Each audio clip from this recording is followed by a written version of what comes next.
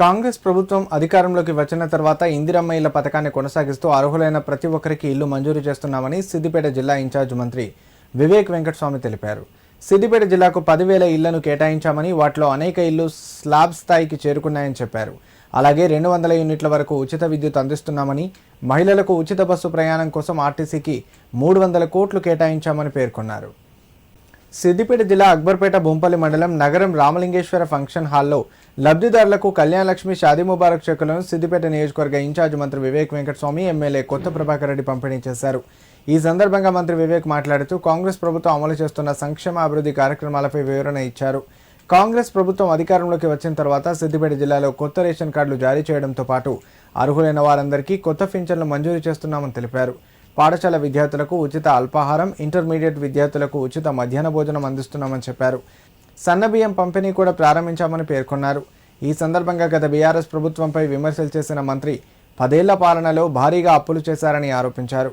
శిలాఫలకాలు ఏర్పాటు చేసినప్పటికీ అనేక పనులకు నిధులు లేకపోయాయని అన్నారు.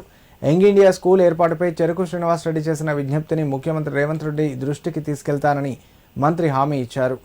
రైతులకు సంబంధించి 2 రోజుల్లో వరి కొనుగోళ్లు పూర్తి చేస్తామని జిల్లా కలెక్టర్ హామీ ఇచ్చారని తెలిపారు. జిల్లాలో యూరియా కొరత లేదని, అవసరమైనంత నిల్వ ఉందని మంత్రి స్పష్టం చేశారు. ఈ 2.5 సంవత్సరాలలో కాంగ్రెస్ ప్రభుత్వం ఏం చేసింది అని చెప్పి వారు ప్రశ్నించడం జరిగింది. నేను దానికి కూడా సమాధానం ఇవ్వాలి.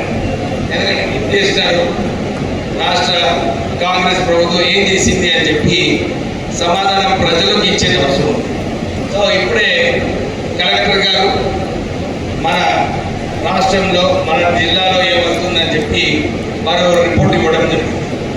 మీరందరూ కూడా తెలంగాణ వ్యాప్తంగా ప్రజలందరూ కూడా అప్పుడు కొత్త ప్రభుత్వం వస్తే మాకు మేలు జరుగుతుందని చెప్పి కాంగ్రెస్ ప్రభుత్వాన్ని గెలిపించడం జరిగింది. గ్యారంటీ కార్డు ఇంప్లిమెంట్ చేస్తున్నాం.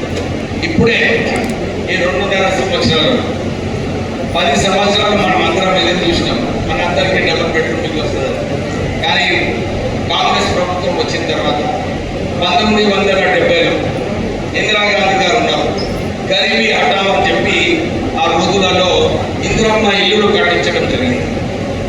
పేదవానికి అసైన్ భూములు ఇవ్వడం, ఇల్లులు కట్టడము ఆ రోజులలో ఇందిరాగాంధీ గారు కాంగ్రెస్ ప్రభుత్వం కేంద్రంలో ఉన్నప్పుడు అన్ని జిల్లాలలో ఇందిరమ్మ ఇల్లు ఈరోజు కూడా ప్రజలందరూ కూడా గుర్తించుకుంటారు. తర్వాత 2012లో కూడా అప్పుడు కూడా ఇందిరమ్మ ఇల్లు ఇవ్వాలని చెప్పి కాంగ్రెస్ ప్రభుత్వం అప్పుడు అందరికీ ఇందిరమ్మ ఇల్లు ఇచ్చింది. ఇప్పుడు కూడా అసలు ఊహించలేరు 10,000 ఇల్లు మన ఈ సిద్దిపేట జిల్లాకి రాష్ట్ర ప్రభుత్వం శాంక్షన్ చేసింది. 5,000 ఇల్లు ఆల్రెడీ కన్స్ట్రక్షన్ అవుతుంది. ఇంకా 30% వరకు స్లాబ్ లెవెల్ కూడా రావడం జరిగింది. కేవలం ఇక్కడే సిద్దిపేట జిల్లానే కాదు, 50% స్లాబ్ లెవెల్ అండి, 80% గ్రౌండ్ లెవెల్. నేను మొన్న మెదక్ జిల్లాలో కూడా రివ్యూ చేసినప్పుడు అక్కడ కూడా ఇదే రిపోర్ట్. అక్కడ కూడా సుమారు 70% వరకు స్లాబ్ లెవెల్ వరకు వచ్చింది ఇందిరమ్మ ఇల్లు.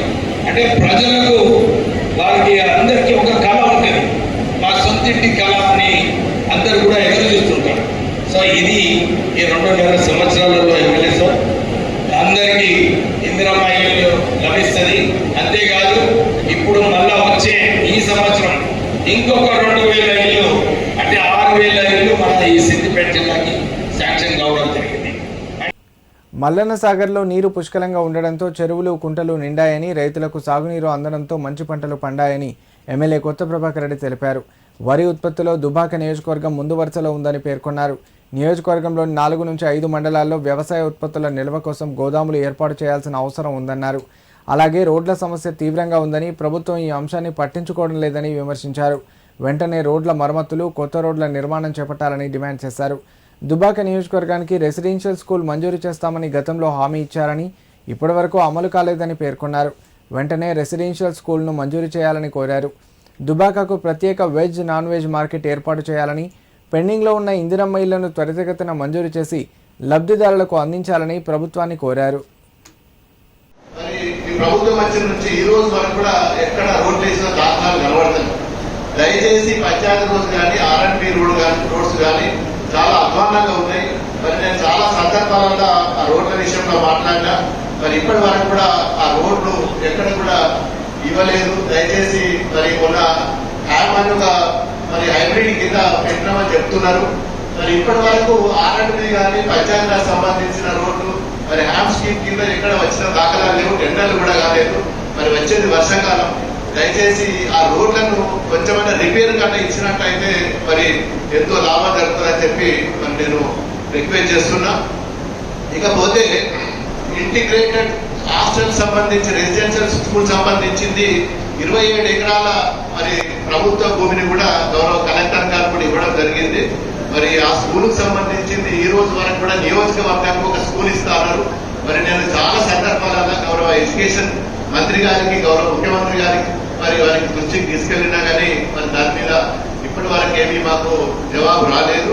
మరి తెలంగాణ హై స్కూల్స్ అని కొత్తగా ఒక మోడల్ స్కూల్స్ పెడతా అని చెప్పి నిన్ననే మన స్కీమ్ 3 రోజుల కింద డిక్లేర్ చేసిండ్రు.